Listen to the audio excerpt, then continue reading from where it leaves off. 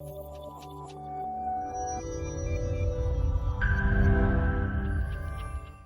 morning everyone, thanks for joining us. My name's Shane Young, I'm Head of Commercial Partnerships at Barnsley and Rotherham Chamber. This week we're running a series of events to support the Mental Health Awareness Month of May. This event also is part of the Chamber's Health and Wellbeing Forum. So thanks for joining us. Today we're going to be focused on an introduction to mental health, a whole new approach. And today's speaker is a member of our Health and Wellbeing Forum. It's Sally Moore of Essence Counselling Hub.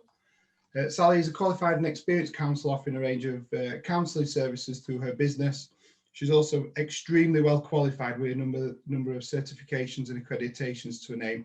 And I know Sally's going to give you a bit more of an intro in terms of who she is and kind of her background as well. So before I pass over, just want to let you know that we're recording this webinar and we'll be sending it out through the Chamber network afterwards on YouTube and also our social media channels and on our website. So we're going to mute all participants and just have Sally who will be able to present to you, but we want this to be interactive, so will you please use the chat box if you do want to ask any questions, or you can raise your digital hand and I'll pick them up as we go.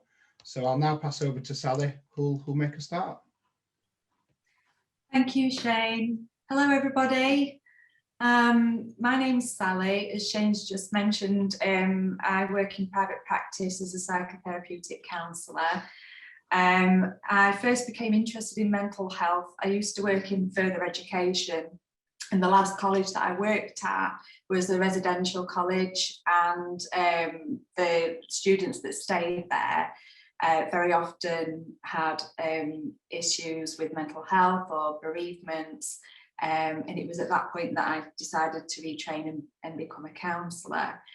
That's just a little bit about me. I'm also a mental health first aid instructor as well, so I deliver Mental Health First Aid England's full suite of adult courses. So that includes the half-day mental awareness, the one-day champion course, and the two-day mental health first aid course. I'd be really interested to know a little bit about you guys and girls as well. So if you wouldn't mind just briefly introducing yourself, you know, your name and what your interest is in mental health and well-being. Does anybody want to volunteer to start, or shall we just go around? No volunteers? I can pick on people if you want, that's my job, isn't it? Come on, Shane.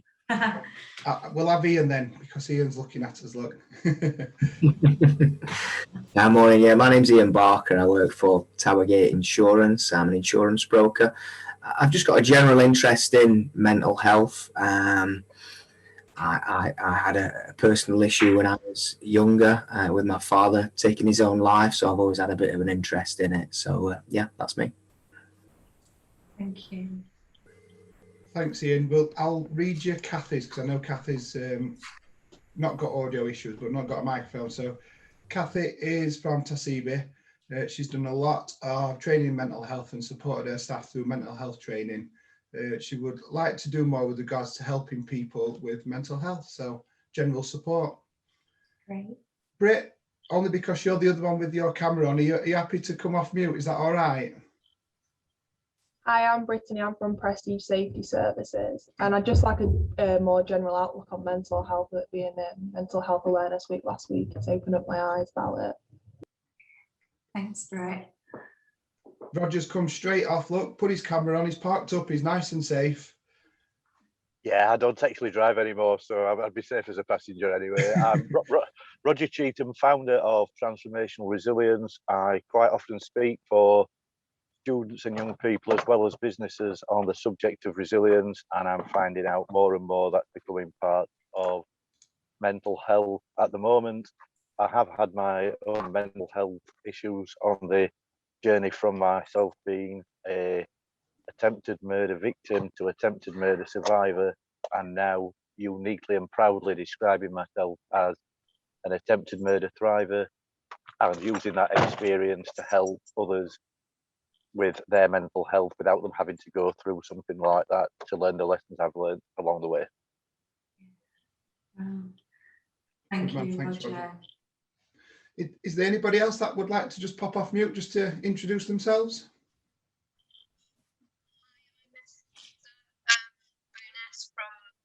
Abode. I work for Abode. I also run my own consulting business.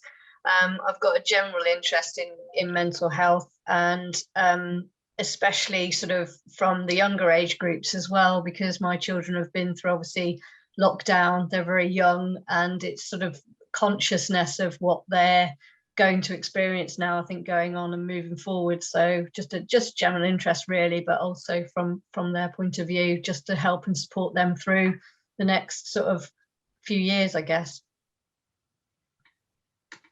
Thank you, Esther. Sally, if I ask Elsie and Chloe to maybe pop in the chat box if they want to kind of come in on that, is that all right? Yeah, that's fine. That's absolutely fine. Okay. All right, just going to share the screen then and move on to the presentation. Can everybody see that okay? Not sure. Yeah. Yes. Okay. Okay, so welcome to Introduction to Mental Health, a Whole View Approach. Did have this. Sorry about this, folks. I'm just going to stop the share a second. We did set this up before I started. Yeah. Just when you think that you're organised. Sally, just while you're arranging that, Chloe's kindly popped an introduction in there. So Chloe, she works for SYPT in public sector, works in HR, and is currently recruiting mental health first aiders at the moment with the organisation, leading on general health and wellbeing projects as well. So that's from Chloe. Thanks, Chloe. Oh, that's fantastic. Thank you, Chloe. Right, attempt number 2. Okay. There we go. Okay. So welcome everybody. Let's move on. So we've just done the introductions.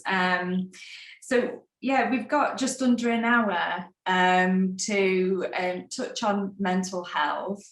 The introduction to mental health, so the mental health awareness course that's quite a brief introduction and brings awareness to common mental health issues, is actually a half-day course. So when I was thinking about how to plan this session, I decided to go with a well-known model that's used in different areas of life and professions as well.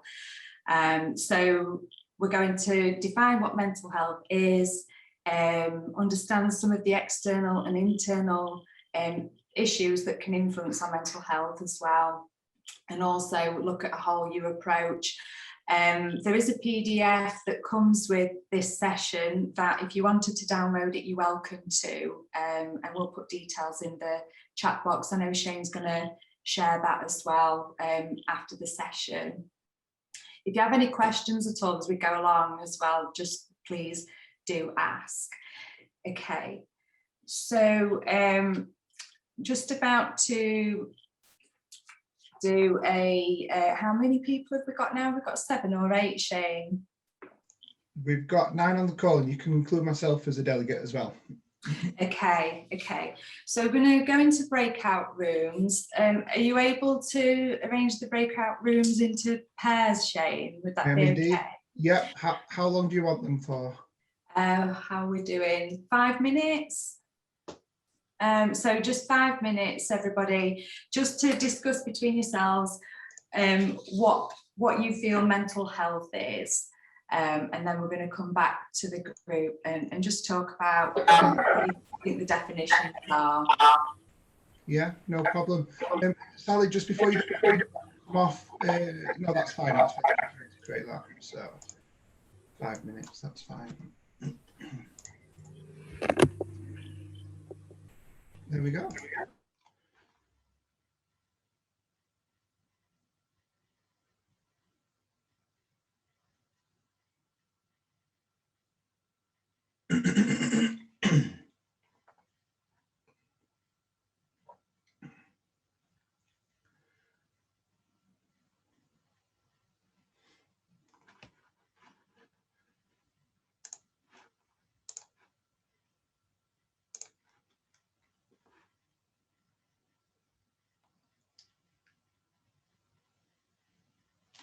Hiya, Phil.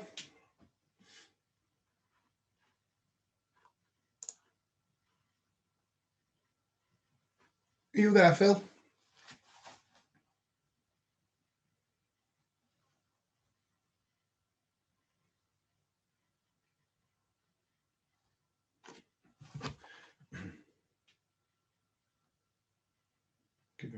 I'll give you a quick ring on your mobile, Phil. I'm not sure if you can hear me or not.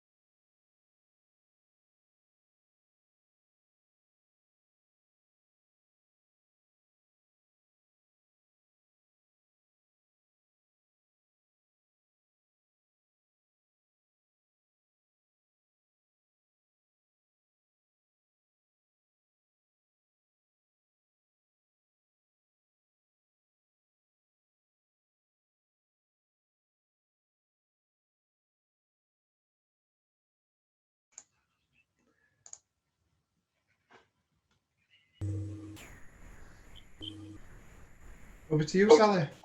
Okay. I'm just going to share the screen again and get the presentation back up.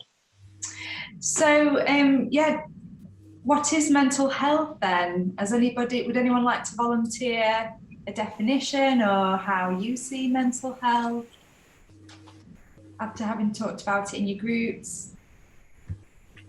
I'll just mention briefly, if I can, with Esther. I've just been talking there, obviously quite briefly, but we seem to feel very much about attitude, or certainly that plays a part of it. So a positive attitude should form part of it, but hopefully assist and help with mental health. I don't know if that's a fair summary. Yeah. So yeah, talking about how our attitude can influence mental health and keep us in a good place or impact on us negatively if our mindset's not positive, I guess is what I'm saying. Yeah. Although you explained it much more eloquently than I did. Thank you. Anybody else before we move on? Okay. Yeah, we were talking a little bit about how our mental health can actually fluctuate throughout the day as well, depending on what's going on. But here's a couple of definitions. It's quite slow at moving forward, these slides, so I do apologise for the delay. So yeah, if you want to just read those. And so mental health includes our emotional, psychological and social well-being. It affects how we think, feel and act, and helps determine how we handle stress, relate to others and make choices. And that's the US Department of Health. I noticed the World Health Organization's definition is a definition of good mental health, in which we realise our own abilities, can cope with normal stresses and work productively and fruitfully, and able to make a contribution to the community as well. Yeah, as I say, our mental health can fluctuate. So we often hear about the common conditions that people live with sometimes, such as anxiety, depression, trauma-related symptoms such as PTSD. And actually, you know, sometimes we feel okay and sometimes we can feel a little bit stressed and worried, or a little bit low on a day-to-day basis without having a diagnosable condition as well, and that can fluctuate. Just taking, okay.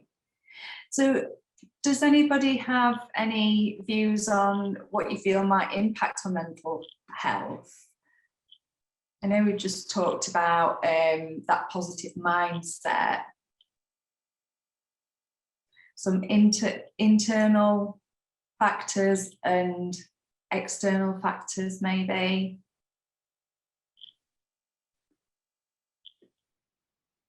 I was just discussing, wait, let me turn my video on, sorry. In those breakout rooms, we were discussing about like the pandemic and stuff and like the isolation. I think that's obviously had like a big impact on people's mental health, like not being around people, and just like I said, like the isolation of it. Yeah. Not having like a support network, a good support system, kind of. Yeah, that's been quite huge actually, hasn't it, Elsie? That not being able to connect with people in the way that we used to, particularly people sort of living on their own or having to self-isolate. Yeah, I've noticed actually as a counsellor, you know, as people have been coming to counselling, how it's been impacting on relationships as well sometimes. Sometimes positively, if people have got to spend more quality time together than before, but also negatively as well, particularly as, you know, people are spending time sort of closed up and there's not, you know, for example, couples that like to socialise with other couples and friends. As you say, those support networks have not been there, have they? Yeah. This next slide, this is just a handful of things that can impact on our mental health. And actually, I began colour coding these to differentiate between external and internal factors. And I found that actually some of these things can be both, depending on the context. I don't know if you would agree with that. And there are many, many, many more things, life events and circumstances that can impact on our mental health. Okay, so this is the model that I'm going to just briefly touch on today. So this is about using different parts of our personality, different parts of ourself, if you like, to take care of our mental health and well-being. So as you can see, it's often presented in this way, as though we've got these circles inside of us, which of course is not the case. It's just a visual to help us understand it. And there's structure. Interestingly, in our, I hope it's okay to say, Britt, in our conversation that we just had, we were talking about structure and routine. That did come up, but it's not just about routine. I'm going to go through this in a second. So how we structure things, our values, our rules about life, how we nurture ourselves, nurture other people, sort of giving back, caring, being kind, how we adapt to people and to situations. Very often that is about our relationships. And then when we're in our natural mode, so that's like the carefree mode, when we're doing things that we enjoy. If you're interested in this, I mean, take what you want from this, leave what you don't want. But there's quite a lot of information on the Business Balls website because it's often used in organisations and education, as well as counselling and psychotherapy. So it's quite a widely used model. And there's the accounting mode in the middle there, which is more the rational thinking side. So Phil, when you were talking earlier about mindset, you were talking about that part of us, really. Okay.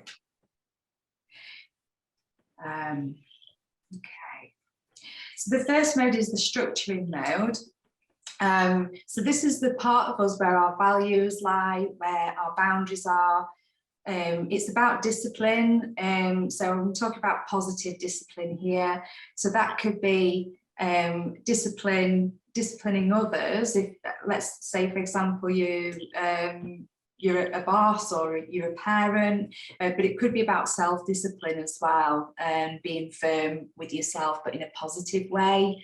So if you know, for example, I don't know, that exercise, you enjoy exercise and it's good for you, and if you're anything like me, sometimes you might have to be a bit firm with yourself if it's raining outside or something like that. But this is where our rules about life sit within us as well. We tend to get along with people who share the same kind of values as us as well, that agree with quite a lot of things that we agree with.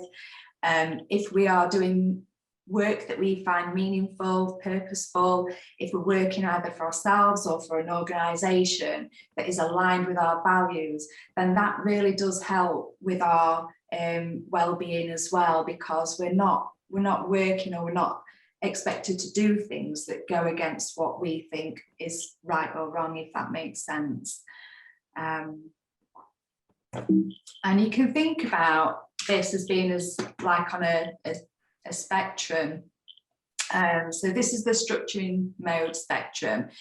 I don't know if anybody ever saw the Stacey Dooley documentary where she visited, it was one of those sleepover ones where she visited a family, and the parents were, they believed that you shouldn't have any rules for children. Give me a thumbs up if you saw it. It basically said that they felt that children learn through the consequences of their actions. So, you know, they decided to be lenient with the children. They were homeschooled. They didn't have to attend lessons if they didn't want to. They could eat when they wanted to, what they wanted to, that kind of thing. And that's an example, really, of being like overly lenient. Of course, a lot of this is subjective as well, depending on your values. And then at the other extreme, you've got the harsh, punitive, overcritical side as well. Now, I don't know whether you've heard the term inner critic. Sometimes we don't always talk that nicely to ourselves as human beings. Sometimes we do. But if you're the kind of person that's got quite high standards for yourself and other people, that's great, and it often gets us to where we are now. But when it starts to become really harsh and punitive, that can really impact on our self-esteem. You know, if we're saying things like, you did that wrong, you're rubbish, you're useless, that kind of thing. So really it's about trying to spend, when we're in our structuring states, when we're in our structuring mode, it's more about being firm, but flexible, not too overly rigid, and self-directing as well. Has anybody got any questions about any of this at all? You can pop them in the chat if you want to. The other side of this mode is the nurturing mode. So that's the side of us that is caring, compassionate, understanding. Some people feel they get a lot from giving back to the community, helping other people, and that's great. It really can help to give us that sense of well-being. It's also about how we nurture ourselves as well. So do we take care of ourselves? This could be nutrition, it could be exercise, it could be just being caring and compassionate towards ourselves, and being able to self-soothe ourselves as well. So when we're feeling a little bit rubbish, if something's not quite gone right, it's being able to soothe ourselves, tell ourselves it's going to be okay, and pick ourselves back up again.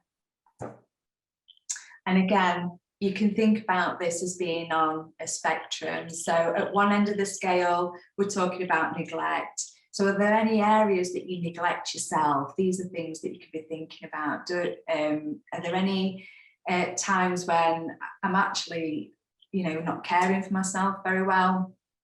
Then over this side, I don't know if anybody here can resonate with this, but overindulgence, an example of that, yeah, I certainly ate too many takeaways over lockdowns, and actually felt really, really rubbish because I wasn't nurturing myself very well. I was eating tons of junk and lots of empty calories, too much starch, and just not feeling very good as a result of that. And it can impact on our moods as well, can't it? Our nutrition, and whether we take exercise or not. So again, it's about finding a balance of being supportive and nurturing and kind towards ourselves, and not going too far into overindulging, or not for too long anyway, and certainly not neglecting ourselves. This is going to be different for everybody as well. We'll all have our own ways of doing these things. So again, just want to go into breakout rooms, Shane, if that's okay. How many people have we got now? Are we at 10? Yeah. Yeah, we are. Yeah. Do you want me to? I'll be able to. Do you want it the similar numbers? Yeah, we can do.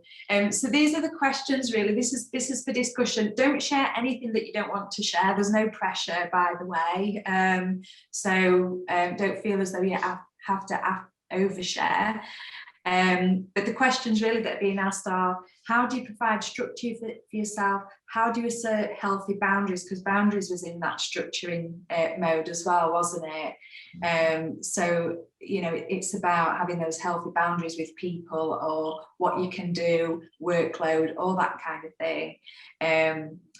How your work and life align with your values. How do you nurture yourself? Is there any times when you dip into the negative aspects, and do you see any patterns? Okay, yeah, so when you're ready, Shane. Yeah, there will be, people will be with different people. It's just how it's felt. So, but it's for 5 minutes again, so I'll open them now. Yeah. Thank you.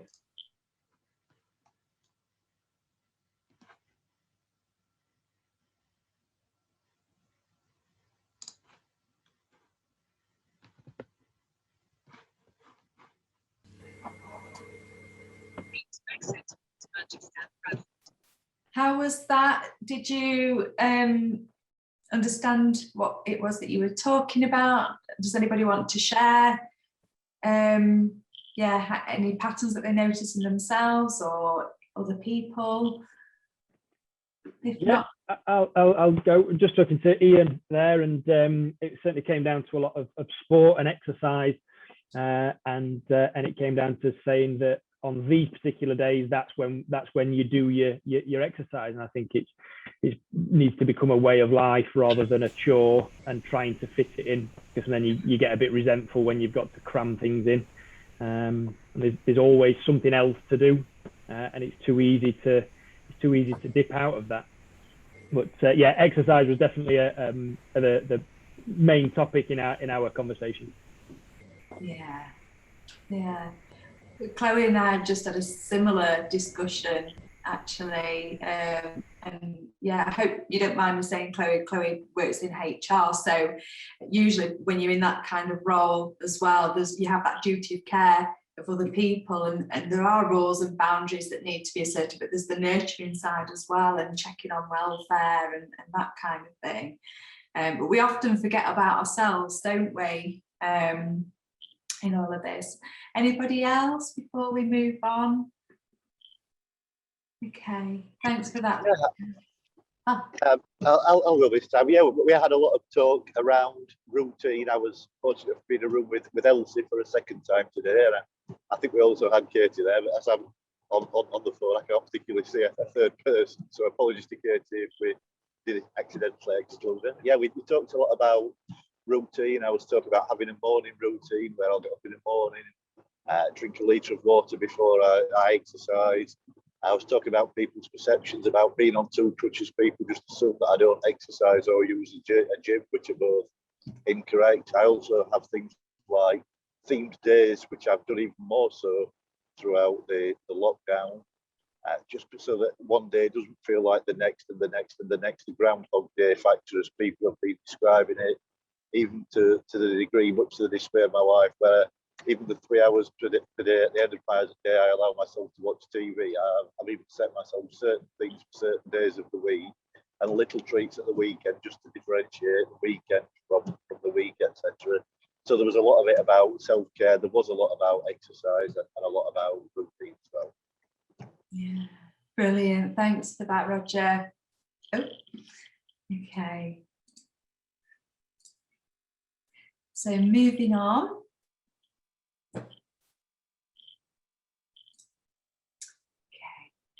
So the next mode that we're going to look at is the adaptive mode. So this is the part of us that either obeys the rules or rebels. So we can choose, can't we, whether or not to adapt to what's expected of us. When we're in our positive adaptive mode, it's about being sociable and connected in a positive way with other people. It's also about cooperating as well. So that could be as part of a couple in a relationship, or it could be as part of a team at work. So, you know, cooperating to get things done, to meet objectives. And obviously we need to be considerate as well of other people when we're in this mode. Other people are going to have their own views or their own ways of doing things as well. So there might be some compromise in there. I mean, when we're sociably connected, that's when we get that release of oxytocin as well. So just thinking about the neuroscience around this, what I'm talking about here is the psychological side, but there's a real physiological side to this as well, isn't there? There's the happy hormones that get released as well. So it's good to be connected in a positive way. And actually what we were talking about earlier as well in terms of isolation during the lockdowns, you know, there's no wonder that it has had some impact, is there, on some people. It's not always the same talking to somebody on the phone or over a screen. And some people as well like hugs. They've been talking a lot on the news, haven't they, about whether it's okay to hug now that there's some of the restrictions have been released from today. And actually, hugging, physical touch is also really good for calming down our nervous system. Not everybody likes hugs. Some people are more tactile than others, but actually having that physical touch, it is important to our well-being, or at least having the option of that. So again, if you think about this on a spectrum with the two extremes at either end, on one side of the spectrum, you have somebody not being obedient or cooperative at all, so that's being rebellious or complaining. Not suggesting it's always a bad thing to rebel. Sometimes some rules are not fair, are they? And again, that's subjective, but there are a lot of rules that impact on people in a really negative way. I'm thinking about, you know, some social justice and things like that. It's not always a bad thing to rebel, but if we find that we're in this mode most of the time, then people are not going to really want to be around us.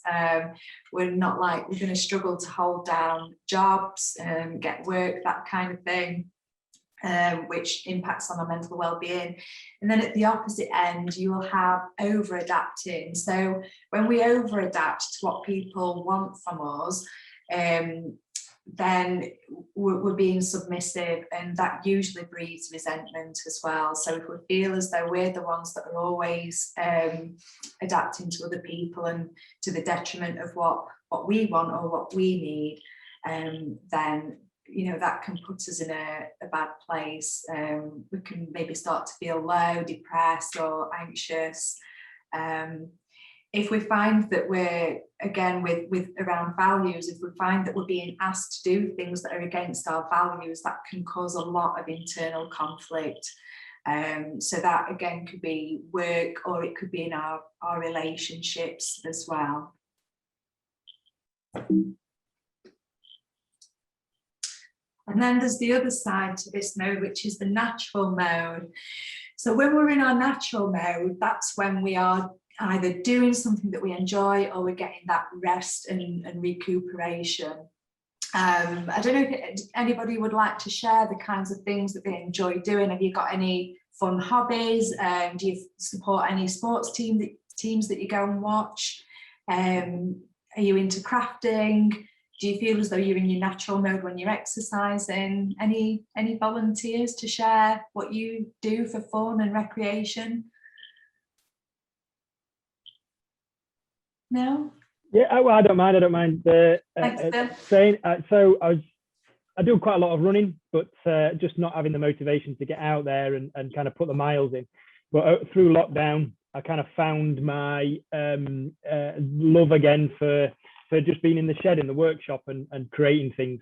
It's where I started as a joiner back when I was 16. So kind of got back into that a little bit, and that's been great to just take my mind off, because obviously some things I'm making are quite tricky or whatever. So it's been a case of just clearing your mind a little bit more. So same effect as going running, but just slightly more enjoyable, and you can kind of dip in and out of it a little bit more. So yeah, it's just been having that thing just to kind of switch off, that something else away from the office or whatever that day has just brought, really. Yeah, I can imagine that precision is really important. If you're creating something from wood, you need to really concentrate on what you're doing, and you're moving your body at the same time, aren't you? You're using your motor skills as well. Yeah, absolutely. Yeah, so when we're in our natural mode, we are just being ourselves. We're free from responsibilities in that moment in time. Booking holidays as well, if you've got a holiday to look forward to, and fun things planned there, it's really good for our well-being. So we do need to spend some time in this zone. If you're part of a couple as well, this is an area that can get neglected quite a lot of the time, actually, especially when new responsibilities come in. So moving in together, if you decide to have children, these are all brilliant, lovely life events. And at the same time, the more responsibilities we get, sometimes the more we neglect being in this mode. So it's really important. And again, if you think about the natural mode being on a spectrum, at one end of the spectrum, you would not spend much time in this mode at all, and possibly not really get as much enjoyment out of life as you could. And then at the opposite end, you'd perhaps be spending either too much time in that mode and not paying attention to other things that need to be paid attention to. we've got the word reckless here. I mean, some people would, you know, find it fun stealing a car and driving 100 miles an hour down the road. Well, that's reckless, isn't it? Because it's causing danger and harm to other people. So the idea is to try and, you know, spend enough time in this mode, and it's about being spontaneous rather than impulsive and, you know, making decisions that are going to impact on us badly. It's about spontaneous is slightly different. Just finding that you've got a few hours in the afternoon and thinking, oh, do you know what, I'm just going to drive down to the waffle place in Sheffield and do something fun afterwards. So yeah, we all have different ways of being in this mode as well. How are we doing for time? We've got time for one more chat. So in pairs again, if that's okay, Shane. So think about how often you connect with others, and this is about connecting with people actually where we get that feel-good factor. So people that are supportive, that help us get into that natural mode as well. You know, people that we have a really good laugh with, or we feel close to. How you adapt to get along with others, either at home or at work. Do you ever find yourself compromising a bit too much? Do you say yes when you want to say no a lot of the time, or do you feel as though you've got a good balance? And how often do you spend time in that natural mode doing the things that you enjoy or relaxing?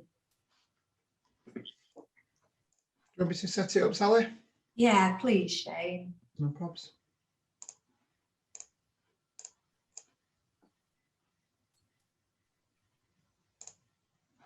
There we go.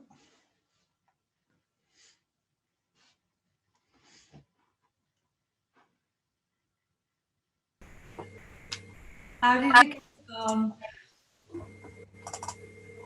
I'm conscious that we're almost out of time. Has anybody quickly got anything they want to share around when they're adapting or over adapting versus being in natural mode?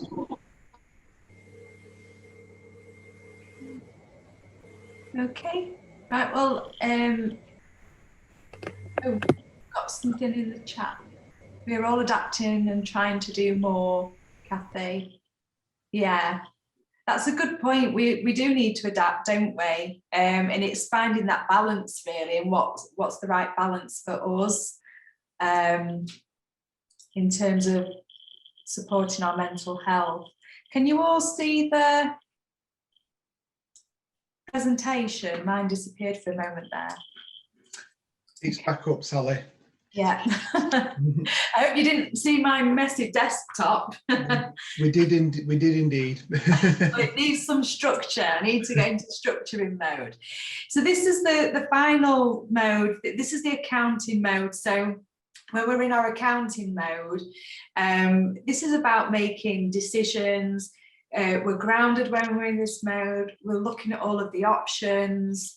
We've just been talking, actually, this came up inadvertently in our conversation around accommodation.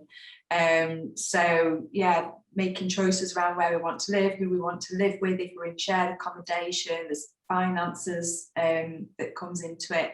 And we all need to spend some time in adult mode, don't we? Because if we make decisions sometimes, I mean, I like shoes. If I buy too many pairs of shoes or spend too much money on shoes from a excited, carefree mode, the natural mode, I'll probably find myself in a bit of trouble.